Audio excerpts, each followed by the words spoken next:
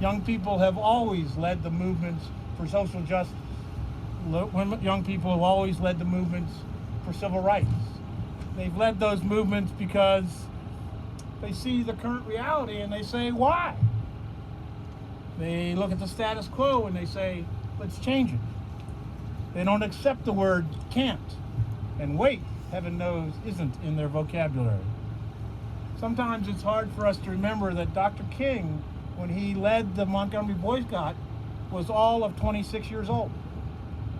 John Lewis, when he led the Freedom Riders in '61, was all of 21 years old, or 25 when he led the march across the Edmund Pettus Bridge. We forget sometimes that in the March on Birmingham, when Bull Connor turned the dogs and the fire hoses on the marchers, 969 students aged 6 to 18 were arrested with Dr. King.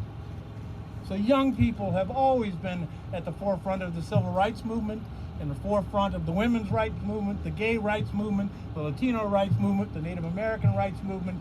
They have been in the forefront of the Black Lives Matter movement and the strive for justice for George Floyd and Breonna Taylor. Dr. King urged our young people to have a blueprint for their lives, a blueprint that he hoped would guide them to fulfilling lives, and a blueprint that perhaps some of us who can only remember the days when we were high schoolers and distant memories should heed to.